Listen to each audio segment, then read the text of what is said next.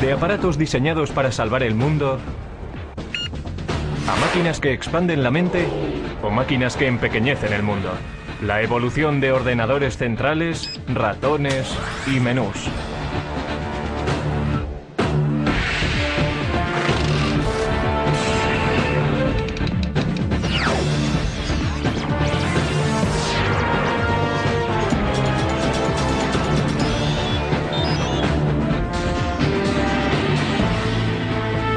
El ordenador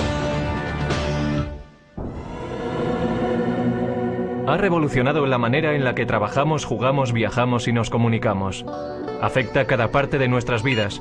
Ya ha conseguido ayudar a ganar guerras, resolver problemas aparentemente irresolubles y nos ha lanzado al espacio. La era de los ordenadores no ha hecho más que empezar. Estamos todavía en la edad de piedra. A medida en que vayamos avanzando en el siglo, no habrá una distinción clara entre la inteligencia humana y la inteligencia de la máquina. La mayor parte de la gente hoy en día sabe que es un ordenador personal e incluso algo sobre su manejo. En esencia existen dispositivos de entrada, como un ratón o un teclado, el cerebro de la máquina, es decir, la CPU o unidad central de procesamiento, y dispositivos de salida como el monitor o la impresora. Por dentro, el ordenador realiza su magia haciendo millones de pequeños cálculos por segundo. Básicamente sus circuitos electrónicos solo tienen dos opciones. Pueden ser conectados y desconectados. En código binario, un 1 representa encendido. Un 0 representa apagado. Por lo tanto, un 1 en binario también significa verdadero y 0 significa falso. Mediante estos valores obtenemos la lógica binaria, lo que permite al ordenador computar. El ordenador solamente conoce el código binario de unos y ceros y lo utiliza para hacer cálculos y transformar personas normales en autores, animadores y navegantes de la red. El ordenador crea su magia mediante la velocidad a la que puede calcular. Un PC medio realiza 100 millones de cálculos por segundo. Pero eso no es nada comparado con algunas de las máquinas industriales actuales.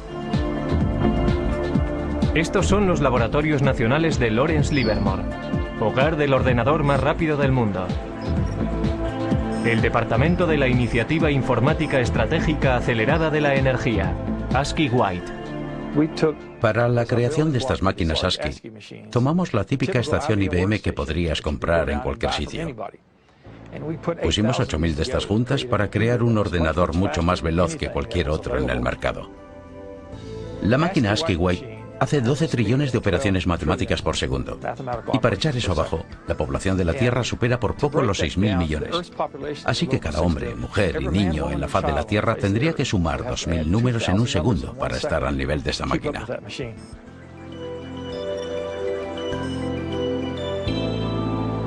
Como si fuera el guardián del silicio, el ASCII White está dedicado al servicio del país.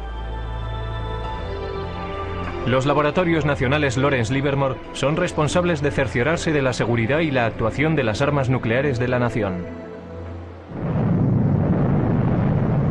En 1992, el presidente George Bush prohibió las pruebas nucleares bajo tierra. Eso hace que sea muy difícil calcular el arsenal nuclear.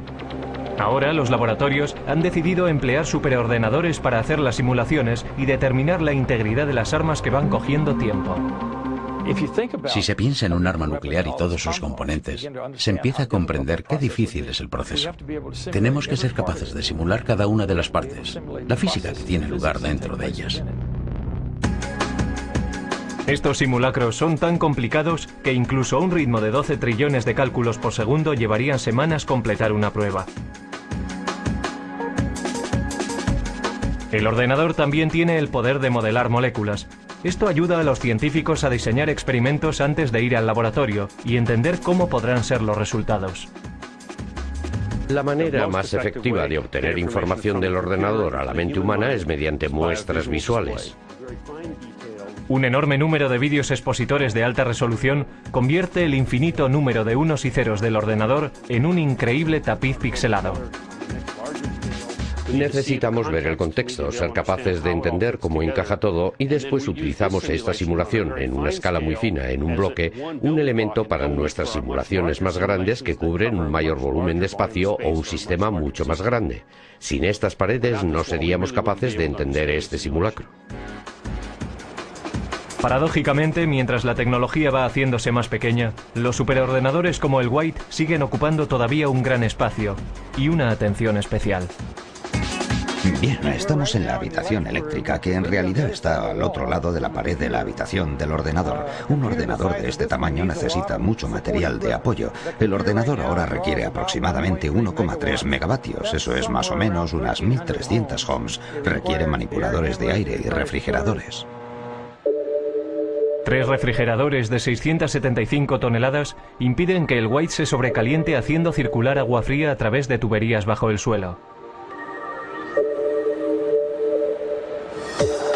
La máquina representa el esfuerzo coordinado de cientos de brillantes cerebros.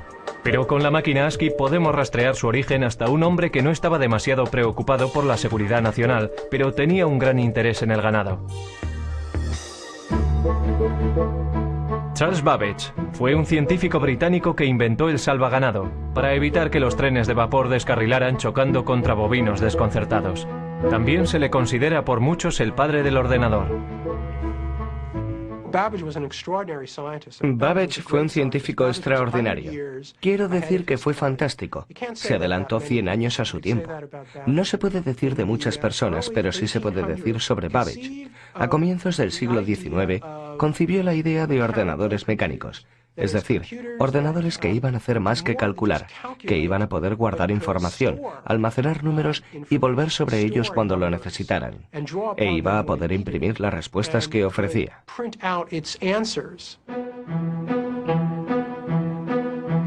Como científico, Babbage confiaba plenamente en la precisión de tablas matemáticas, logaritmos y tablas de gravedad. Computar esos cuadros es lo que la gente conoce por ordenadores. Desafortunadamente, estos ordenadores cometían errores con frecuencia, enfureciendo así a su inventor. Errar es humano, pero para Babbage, ser humano no era suficiente. Primero previó un complejo sistema de engranajes y ejes que trabajaban juntos para hacer cálculos. Después de 10 años de trabajo, sin embargo, tiró el proyecto a la basura. Solo lo completó parcialmente para diseñar un aparato incluso más sofisticado. Una máquina que poseyera los componentes básicos de los ordenadores modernos. Las tarjetas perforadoras le proveían las entradas. Un mecanismo llamado el molino hacía los cálculos y el almacén guardaba los nombres como memoria.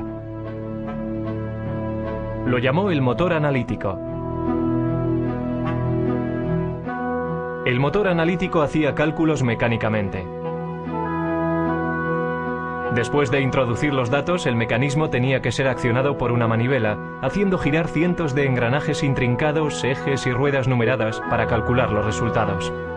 Babbage anticipó que la máquina de 15 pies de altura funcionaría a vapor por su tamaño.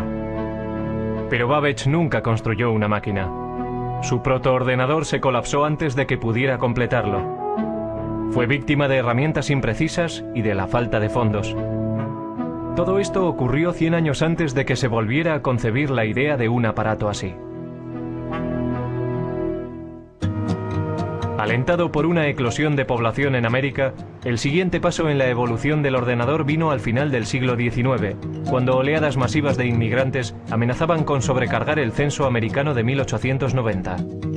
En 1887, la oficina del censo todavía llevaba la cuenta del recuento de 1880 a mano. Desesperados suplicaban por otra forma de tabular los resultados.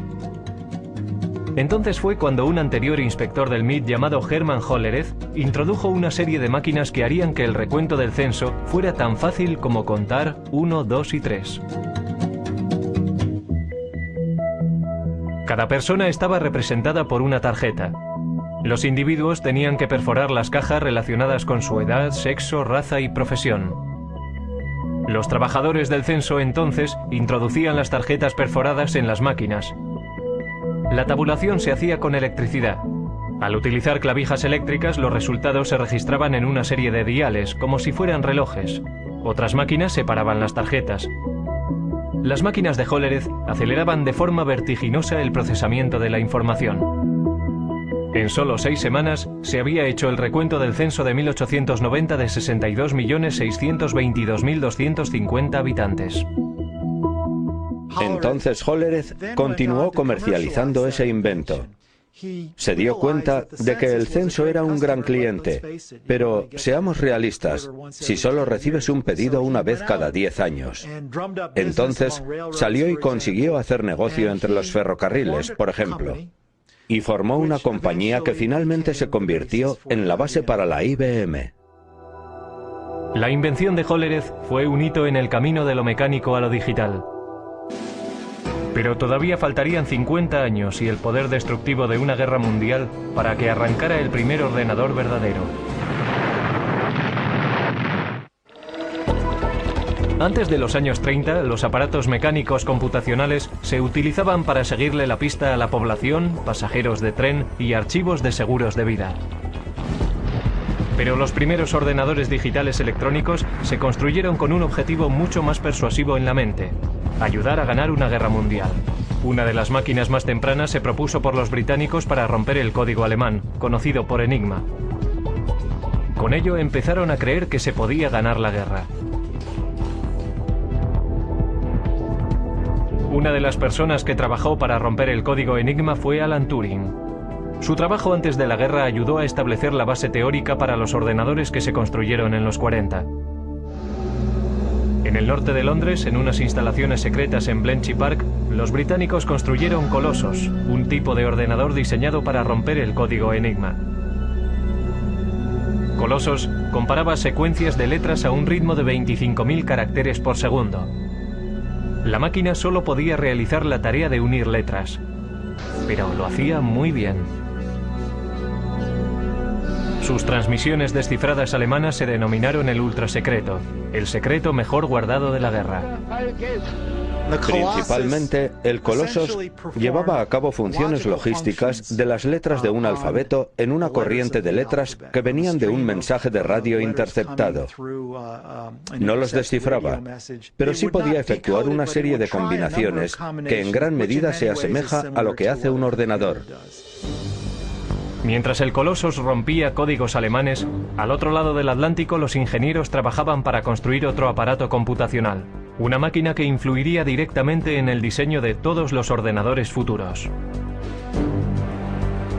América era un centro neurálgico productor de instrumentos de guerra, pero para 1943 había una escasez crítica de un componente sorprendente de la máquina de guerra: tablas de disparos para piezas de artillería. Estas tablas permitían a los artilleros apuntar sus armas correctamente en gamas diferentes, altitudes, temperaturas y condiciones del viento.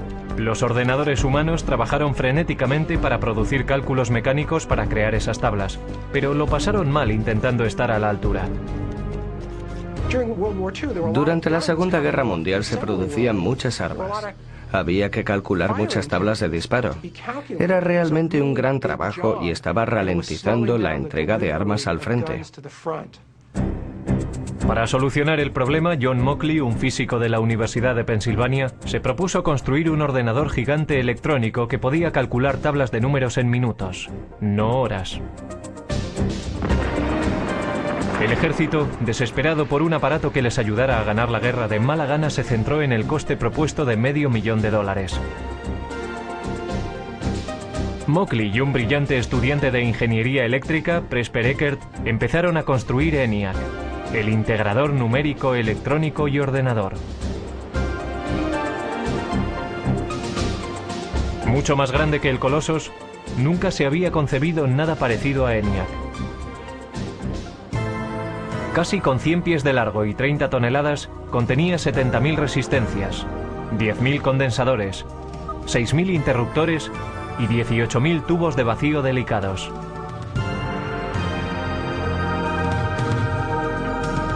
Los tubos funcionaban como bombillas. En una máquina cabían 18.000 tubos, por lo menos uno tenía que cambiarse cada pocos minutos. Después de 2 años de trabajo intenso, el equipo completó el ENIAC. 3 meses después, los japoneses se rindieron. Aunque no pudo acabarse a tiempo de ayudar a acabar la guerra, ENIAC fue una máquina maravillosa.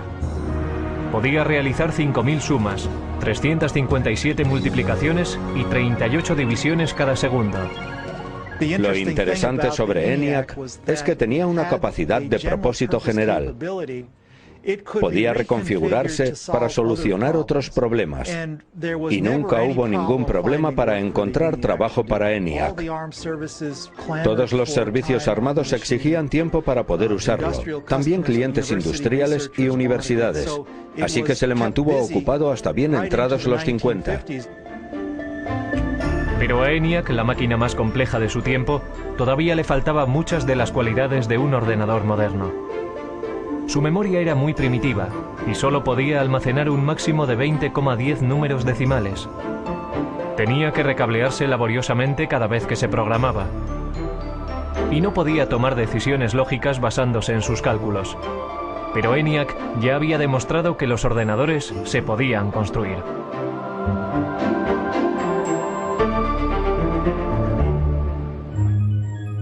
Justo antes del final de la Segunda Guerra Mundial, John von Neumann, un consejero de Ecker y Mockley en el proyecto ENIAC, escribió un ensayo que iba a influir de forma definitiva en el siguiente paso del diseño de ordenadores. Von Neumann poseía una memoria fotográfica y era uno de los científicos principales enrolados en el proyecto Manhattan. El artículo de von Neumann delineaba la estructura de un ordenador moderno. El diseño comprendía una unidad de procesamiento y una unidad de control, memoria, entrada y salida. Pero lo más importante en la evolución de los ordenadores tendría su capacidad de programación internamente en su memoria. Internamente contenía programas para darle al ordenador su potencia y versatilidad, porque un programa interno puede modificar lo que hace, basándose en los datos o los resultados de las computaciones. El trabajo de von Neumann proponía una máquina que realmente poseyera una capacidad general de propósito. En su trabajo describió los atributos del ordenador, cómo tenía que organizarse de forma lógica. Esto es, necesitaba tener un procesador central donde los cálculos se pudieran llevar a cabo. Necesitaba una memoria donde los datos de programación pudieran ser almacenados. Y necesitaba tener una unidad de salida y una unidad de entrada de algún tipo. Trazó el plan lógico, el mapa para un ordenador, y señaló la dirección que había que tomar para el futuro. La idea para almacenar programas internamente era la última llave para desarrollar el verdadero ordenador con un propósito general. Pero si fue o no la idea de von Neumann es algo que se ha debatido con vehemencia recientemente. Ecker y Mockley, que habían trabajado con von Neumann, dijeron que habían formulado programas internos como parte rutinaria de su trabajo al construir ENIAC. Sin embargo, Ecker y Mockley no fueron incluidos como autores en el artículo y se sintieron traicionados. Pero al darse cuenta de que el ordenador encontraría un lugar en el mundo de los negocios, Ecker y Mockley formaron su propia compañía. Empezaron a trabajar en una máquina que llamaron UNIVAC, Ordenador Universal Automático. A diferencia de sus predecesores, UNIVAC era una máquina amable, diseñada para solucionar problemas científicos o militares. Podía diseñarse para satisfacer varios propósitos. El UNIVAC también constituía el primer ordenador en poder fabricarse en masa y venderse comercialmente. La máquina podía ser programada para toda una serie de tareas de procesamiento de datos como nóminas, inventarios y facturación. Unidades de cinta compactas y magnéticas almacenaban datos y los resultados se imprimían automáticamente. Todavía muy poca gente entendía qué grado de utilidad tendría un ordenador. Esa percepción cambió drásticamente en la noche electoral de 1952, cuando la CBS utilizó el UNIVAC para predecir el resultado de la carrera presidencial entre Eisenhower y Adelaide Stevenson. Los sondeos decían que la carrera presidencial estaba muy justa. El UNIVAC calculaba de otra forma. Los ingenieros introdujeron los resultados de los precintos seleccionados del este, antes de que cerraran los colegios electorales en el oeste. Los expertos pensaron que había sido una carrera muy apretada, pero el UNIVAC predijo una victoria electoral arrolladora para Eisenhower. Incluso la CBS no creyó lo que decía el ordenador y dudó en dar a conocer sus resultados. Pero al final el UNIVAC tenía razón.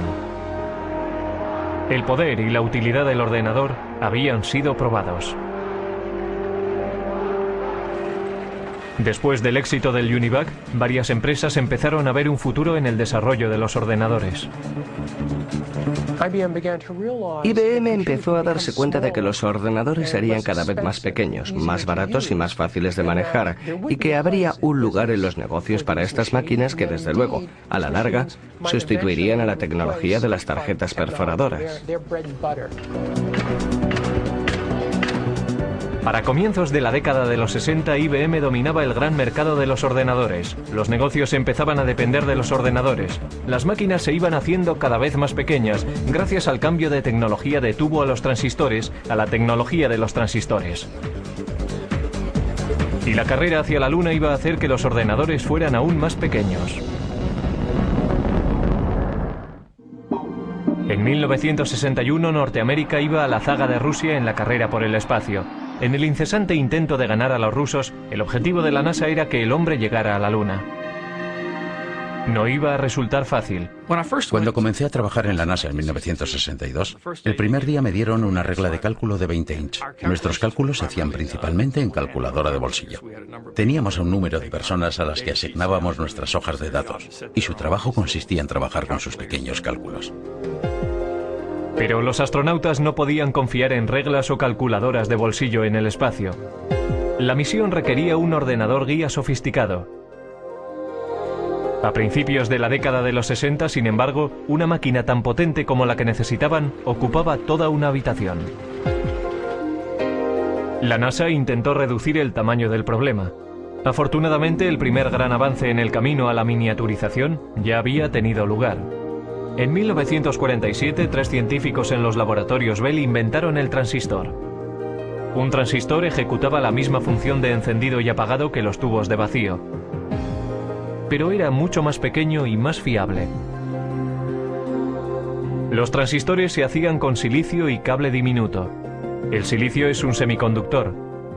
Si se aplica un voltaje pequeño, se comportará como conductor, permitiendo que pase una corriente entre los cables. Si no hay voltaje, actuará más como un aislante bloqueando la corriente. Esta característica del silicio es lo que permitió a los transistores hablar el lenguaje binario de los ordenadores. Y harían del silicio la base para la industria de estos. El siguiente paso en la miniaturización tuvo lugar en 1959, cuando Robert Noyce y Jack Kilby, ingenieros para fabricantes rivales de transistores, llegaron a los mismos avances de forma independiente y que conducían a la misma idea revolucionaria. Toda una red de componentes electrónicos, transistores y todo incorporado en un solo chip de silicio. La gran innovación en la electrónica se llamó el circuito integrado. En 1969, 5.000 circuitos integrados componían el corazón de cada uno de 2 ordenadores idénticos. Uno en la órbita lunar y el otro en la Tierra. Para su tamaño, estos eran los ordenadores más potentes de la Tierra. Mientras Neil Armstrong daba un pequeño paseo en el polvo lunar, Ted Hoff, un ingeniero con la compañía de chips Intel, estaba dando un gran paso en el proceso hacia la miniaturización. Estaba desarrollando una idea que pondría todo el ordenador en un chip de silicio, el microprocesador. Era la invención no solo de circuitos integrados, sino de un tipo particular de circuito integrado, el microprocesador, que hace posibles los ordenadores personales de hoy en día. A Hoff le habían encargado diseñar 12 circuitos integrados por separado para fabricar una calculadora japonesa. Sugirió colocar toda la unidad de proceso en un chip y programarlo como un ordenador. Intel desarrolló la idea y para 1970 tenían un modelo de microprocesador. Los ordenadores estaban en el camino para hacerse más pequeños. Sin embargo, todavía estaban muy lejos de ser fáciles de manejar. Uno de los primeros intentos de simplificar las operaciones del ordenador fue encabezado por Doug Engelbart. El científico concibió una manera sencilla de manejo e incluso mostró un prototipo en 1968 en la Conferencia de Otoño de Ordenadores de San Francisco.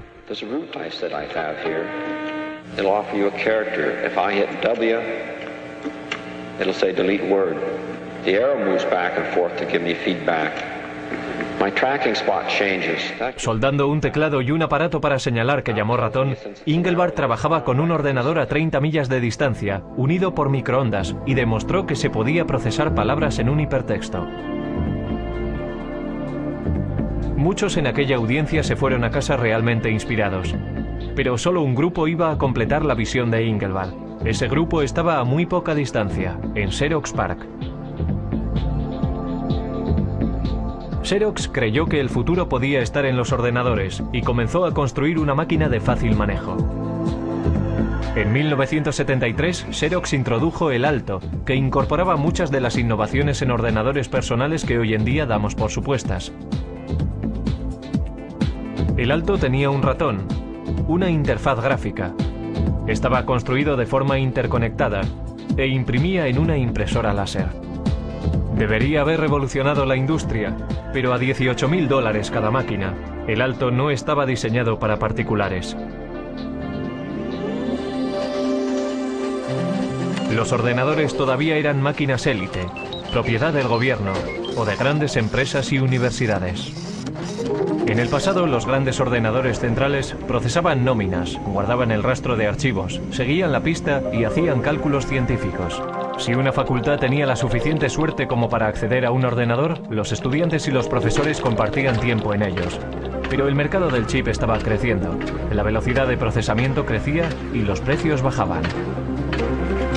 La revolución estaba al alcance de la mano, y la carga no sería liderada por una gran empresa, sino por un grupo de aficionados e ingenieros librepensadores. Dos de aquellos revolucionarios fueron Steve Jobs y Steven Wozniak. A mediados de los 70, empezaron a fabricar un ordenador pequeño en un garaje de Palo Alto. Lo llamaron el Apple I. Steve Jobs era un estudiante de universidad que había abandonado los estudios, pero era diferente. Era muy inteligente, muy avispado. También era extremadamente ambicioso. Pero quizás más importante que eso, conocía a otro Steve Wozniak, que era un brillante ingeniero de hardware. Al ir abaratándose los chips, algunos nada caros, empezaron a aparecer kits de ordenadores de automontaje.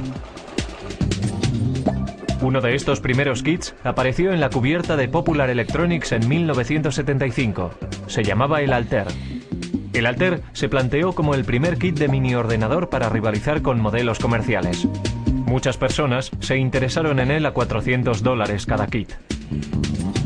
Estos primeros ordenadores, anteriores a los primeros Apple, eran en realidad para técnicos e ingenieros informáticos que tenían conocimiento de cómo conectar cables y conectar otros dispositivos y hacerlos trabajar. Así que pensé, compraré unos cuantos chips, un microprocesador y diseñaré mi propio ordenador. No fue que quisiera burlarme del mundo, era solo que quería hacer de este ordenador algo más personal que los interruptores que tienen posiciones arriba y abajo para introducir extraños números binarios. Steve Jobs vendió su Volkswagen y Steven Wozniak vendió su calculadora HP para financiar su empresa. En 1977 introdujeron el Apple II, un ordenador atractivo, independiente y un teclado. Con la adición de un monitor y un drive para un disquete, el aspecto de un ordenador personal empezaba a cobrar forma. El Apple II se estandarizó con 4 kilobytes de memoria y a un precio base de $1.200. Era mucho más barato que las máquinas industriales anteriores. El Apple II ayudó a convertir al PC en un aparato de fácil manejo. El comprador no tenía que pasar tiempo soldando las partes meticulosamente. La persona podía inmediatamente empezar a programar el ordenador o comprar software desarrollado por florecientes compañías de software. Con la esperanza de quitarle una parte de la cuota de mercado, en 1981 IBM introdujo su versión de un aparato ordenador personal, conocido simplemente por PC. Las ventas continuaron creciendo a principios de los 80. Pero antes de que el ordenador personal inundara todo el planeta, la máquina todavía había de simplificarse para el usuario, algo que cualquiera pudiera manejar. Los primeros ordenadores Apple, igual que los tempranos ordenadores personales, no tenían interfaces gráficas, no tenían ratones. Tenían lo que se conoce como una interfaz con línea de comandos. Esto es, uno tecleaba las instrucciones en el ordenador y las instrucciones aparecían como texto en la pantalla. Inspirados por el trabajo llevado a cabo en Xerox PARC, Apple tomó muchas de las mejores características de los ordenadores de Palo Alto, como la interfaz gráfica y el ratón, los mejoró y fabricó una máquina al alcance del bolsillo. Apple introdujo el ordenador Macintosh en 1984. Lo que hizo que el Macintosh fuera un ordenador fácil de usar era su sistema operativo y sus aplicaciones, conocido como software. El software es la lista de instrucciones que le dicen al ordenador lo que tiene que hacer, si tiene que comportarse como un tratamiento de textos o como una hoja de cálculo. Cada vez más, el software dominaba los avances que se hacían en la informática. Y Bill Gates, el joven presidente de una compañía de software llamada Microsoft, estaba allí para capitalizarse en el mercado creciente. Finalmente se convertiría en un gran nombre conocido, apostando por su visión en un vasto imperio de software y convirtiéndose en el hombre más rico del mundo. De vuelta a 1981, IBM decidió utilizar el sistema operativo de Microsoft, conocido como PC-2. Mientras iban surgiendo los primeros clones de IBM en el mercado, Microsoft era libre para vender el sistema MS-2 para también rivalizar con las compañías de ordenadores. IBM no intentó aferrarse al software y al hardware y tenerlos en dos compañías diferentes. Era genial para Microsoft. Todo el mundo podía venir y construir un ordenador Intel y Microsoft tenía el sistema operativo. Así que lo que pasó fue que entrabas en una tienda en aquellos días y marca tras marca todos los ordenadores ya eran compatibles y de pronto veías un Macintosh. La imitación es la forma más sincera del halago, pero Apple no se sintió halagada cuando Microsoft introdujo su plataforma Windows para PC. Windows imitaba, algunos dicen que robó, la interfaz gráfica, descargó menús y todo lo que Apple había popularizado. Existe la idea de que Bill Gates vino a Apple y copió el aspecto gráfico y el uso que después condujeron a Windows, porque cualquiera, una vez visto, no hay que verlo durante mucho tiempo. Bueno, ya sabes, este es el futuro, y una vez cruzas la puerta ya no hay vuelta atrás. La verdadera historia es que nosotros necesitábamos software y Gates tenía una empresa, Microsoft, que escribía software, así que tuvimos que enseñarle un ordenador y darle copias para que lo escribiera. No había otra manera, y no lo llamaría robar exactamente. Es como ser un oportunista y buscar en los lugares apropiados y negociar la manera como lo quieres. Incluso cuando otro lo inventó primero, es difícil llamarlo robar. Las ventas se dispararon en los 80. De 500.000 máquinas al año en 1981 a 7 millones para el final de la década. Máquinas fáciles de manejar y software más sofisticado que nunca excitó la imaginación general. Pero la revolución estaba muy lejos de haber acabado. Internet estaba destinado a alterar enormemente la vida de las personas. Pronto, todo el planeta estaría atrapado en una red de la que no se puede escapar. Lo siguiente, ver cómo tu casa queda conectada. La televisión, la tostadora, la cafetera y el microondas.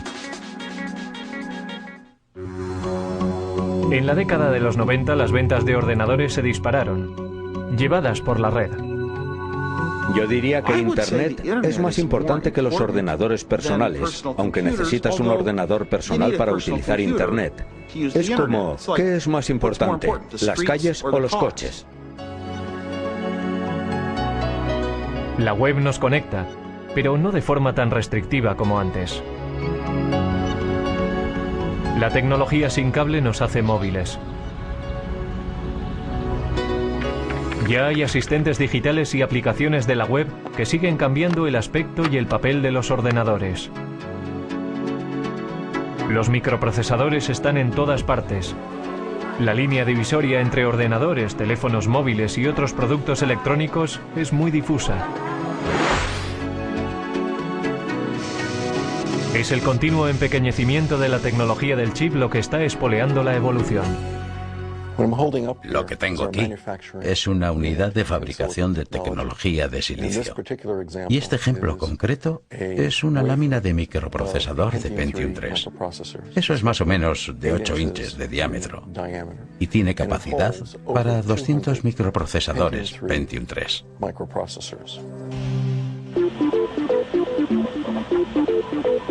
Cada microprocesador puede contener tantos como 100 millones de diminutos transistores. Los chips se fabrican mediante un proceso llamado fotolitografía. Los fabricantes de chips empiezan por ponerle a una lámina de silicio una capa de un material fotosensible. Los científicos entonces hacen una plantilla del diseño que quieren mediante el grabado en un metal fino con un rayo de electrón. Los rayos ultravioleta brillan a través de la plantilla y bajo el chip fotosensible, causando una reacción química y creando el sistema de circuitos. Un chip se fabrica colocando capa tras capa. Estos chips, que son básicamente microordenadores, están encontrando su lugar en aparatos inteligentes. Hay discretos ordenadores escondidos en los aparatos del día a día y hablan entre ellos vía web y mediante otras tecnologías sin cable. Resulta que todos estos aparatos, todas estas cosas que están en casa, y realmente tenemos unos 100 microprocesadores diferentes, se conectan a Internet. Todas se pueden conectar a una red en casa y permiten a las personas conectarse a todos los recursos que existen en Internet. Pero hablar a tus aplicaciones por teléfono no es una idea nueva. And this lady, she's calling her oven. Sound funny? Actually, it's something that could happen in the future, thanks to a Westinghouse idea still in development that makes it possible to operate your appliances by telephone. Probablemente llama o manda un mensaje. Hoy puede que no veamos la necesidad de llamar a nuestros hornos, pero ¿no estaría bien que nuestro frigorífico hiciera la compra? Vamos a ver qué tenemos para cenar esta noche. Traigo una lista de la compra. Estos son productos que ya sé que necesito. Productos que he consumido durante la semana. Y vamos a ver qué podríamos necesitar. Así que iremos al armario a ver qué es lo que tenemos allí. Tengo la mayoría de las cosas, pero estos dos ingredientes quiero añadirlos a mi lista de la compra. Así que hago clic aquí y se añadirán a mi lista de la compra. Así que ahora lo que puedo hacer es coger mi lista de la compra y o bien la descargo a un teléfono con base web y si hago clic la lista vendrá aquí. Puedo hacer también que vaya a un PDA. O lo que puedo hacer es mandarlo a streamline.com y hacer que me lo pidan y me traigan la comida a mi casa desde aquí. O sea que está viendo todas tus aplicaciones domésticas, desde tu coche a tu mejor equipo de televisión y videojuegos, a tus electrodomésticos, lavadoras, secadoras y frigoríficos. Todo conectado para que desde un browser se pueda operar la casa automatizada.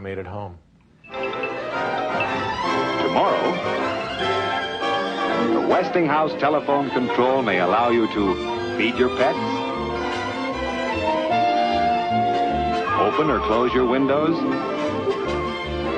operate any of the appliances in your home, even if you're miles and miles and miles away. Si estás fuera de casa y viene alguien y toca la puerta cuando está conectada, alertará a mi teléfono. Entonces estoy fuera y desde mi teléfono puedo hacer varias cosas.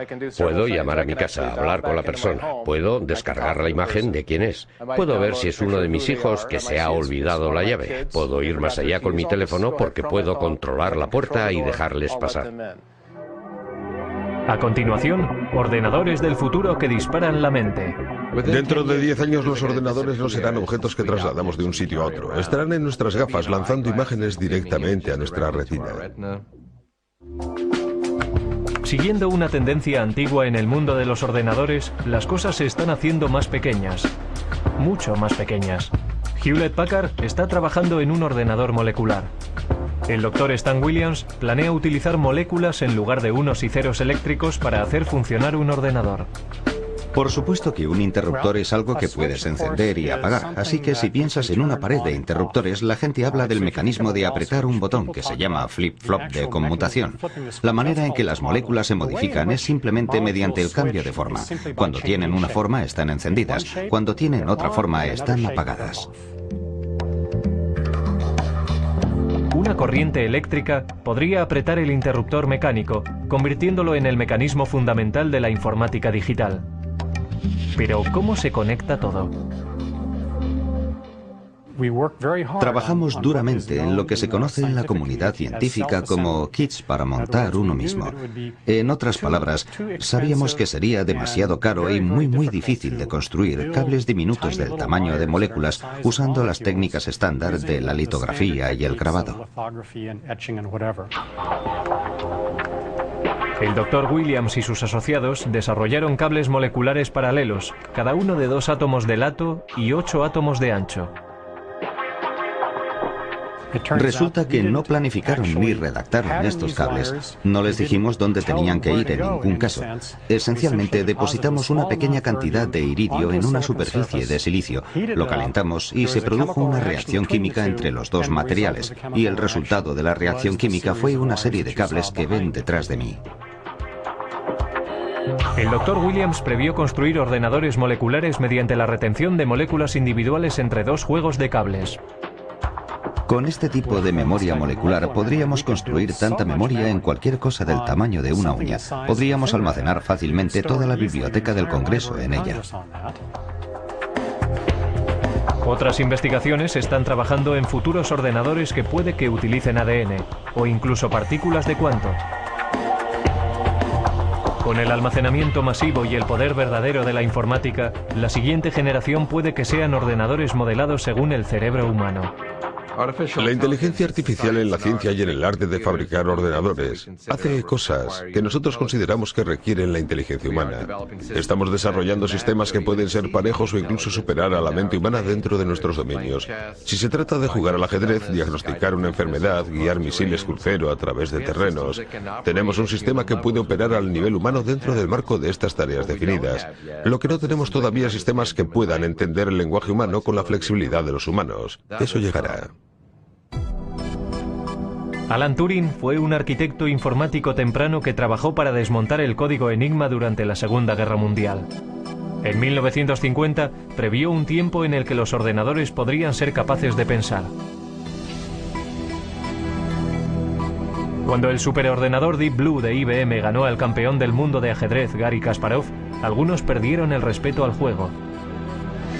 Pero otros reconocieron que esto era un signo de que las máquinas inteligentes llegarían.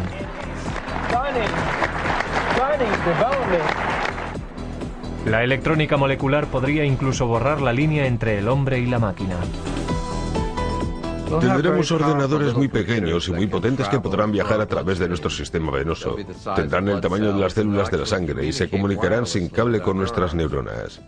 Así que seremos capaces de agrandar nuestra capacidad de pensar, velocidad de pensamiento, aumentar la memoria humana, incrementar nuestras habilidades cognitivas y modelos de reconocimiento mediante la combinatoria de nuestra inteligencia biológica con estas nuevas formas de inteligencia no biológica. Los ordenadores capaces de pensamiento cognitivo alegran a unos y atemorizan a otros. Lo veo como algo derivado de la inteligencia humana. En muchos casos serán copias de la inteligencia humana y encarnarán nuestros valores. Quizá por eso estamos preocupados, porque sabemos que la naturaleza humana en sí misma es dual. Tenemos una parte muy creativa y también una muy destructiva, y la tecnología está multiplicando eso. La tecnología es un arma de doble filo, capaz de producir tanta destrucción masiva como abundancia sin precedentes. Pero mirando al pasado, puede que la sociedad sepa cómo dirigir el ordenador del futuro.